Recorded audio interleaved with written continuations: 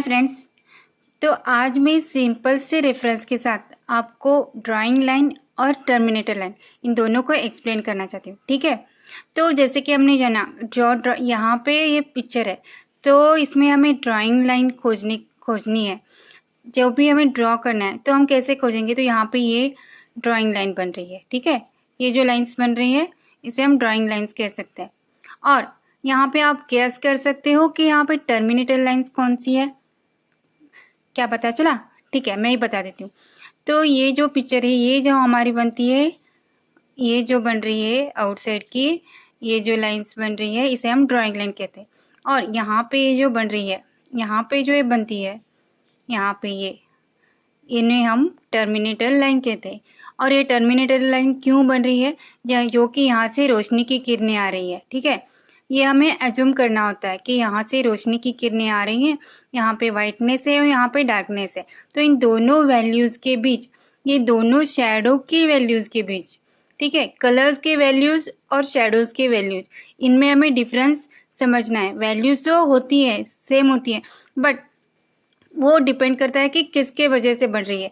तो यहाँ पे ये जो टर्मिनेटर लाइन बन रही है, ये शैडोज़ के लाइट इफेक्ट्स की वजह से बन रही है, तो इसे हम टर्मिनेटर लाइन कहते हैं। ठीक है, और ये जो डिफरेंस होता है, यहाँ पे ये जो डिफरेंस दिख रही है आपको, ठीक है, ये कलर और ये डार्कनेस लाइटनेस, ये वैल्यूज़ जो है ये कलर्स की वजह से बन रही है। यहाँ पे शैडो का इफेक्ट नहीं है, तो इस लाइन को क्या कहते हैं? हम ड्राइंग लाइन कहते हैं। और यहाँ पे ये जो लाइन बन रही है, यहाँ पे जो ये लाइन्स बनती है, इसे हम टर्मिनेटर लाइन कहते हैं। तो आपको पता चला, ये यहाँ पे बन रही है। ठीक है, देखो मैं डार्क से बना देती हूँ, ये यहाँ पे ये बन गई। और ये जो लाइन बन रही है, ये ड्राइंग लाइन है। तो ये कलर्स की वजह से बन रही है और ये शैडोज़ की वजह से बन रही है। तो इसका नाम है टर्मिनेटर लाइन और इन लाइंस का नाम है ड्राइंग लाइन। ओके, ठीक है। अब यहाँ पे इस पिक्चर में देखिए आप, ये भी एक और एक रेफरेंस है। तो यहाँ पे हम वैल्यूज़ की जजमेंट करेंगे। तो यहाँ पे देखो, हमें वैल्यूज़ को समझना है।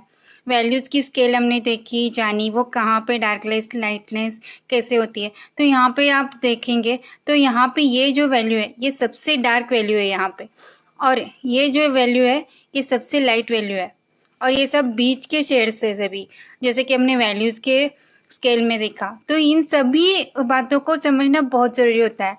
ऑब्जर्वेशन, ये बहुत ही इम्पोर्टेंट रोल प्ले करता है यहाँ पे। तो जब भी हम इसे ड्रॉ करने जाएंगे, ड्रॉ करने के बाद जब भी हमें वैल्यूज़ को ऐड करने का टाइम आता है, तो सबसे पहले तो हमें डार्क वैल्यूज़ को बनाना होता है। तो उसके बाद आएगी ये वैल्यूज़, सबसे पहले तो ये दो वैल्यूज़ आएगी, उसके बाद ये वैल्यूज़, उसके बाद ये लाइट वाली। ठीक है, तो यहाँ पे वैल्यूज़ को अंडरस्टैंड करना ये भी बहुत इम्पोर्टेंट होता है। तो ये जहाँ पे ये जो बन रही है, ये ड्राइंग लाइंस बन रही है। और यहाँ पे ये देखो, यहाँ पे ये ऐसे जो ये लाइट, आपको डिफरेंस दिख रहा है दोनों वैल्यूज़ में? ये किसकी वजह से बन रही है? लाइट इफेक्ट्स की वजह से। ठीक है, यहाँ से लाइट आ रही है तो यहाँ पे शैडो का पार्ट बन रहा है। तो यहाँ पे जो ये लाइन बन रही है टर्मिनेटर लाइन। ओके, ठीक है। तो इन सब बातों को समझते हुए आर्ट बनाना बहुत ज़रूरी होता है। आर्ट मतलब बस इतना, जितना हमें सिंपल लगता है उतना होता नहीं है। तो एक सिंपल सी रेफरेंस के साथ मैंने आपको यहाँ पे अंडरस्टैंड कराया। अगर आपको इनसे कोई जानकारी मिली हो, आपको कोई वैल्यू प्रोवाइड हो, तो इस वीडियो को लाइक करना मत भूलिएगा। Bye guys, meet you again in next video.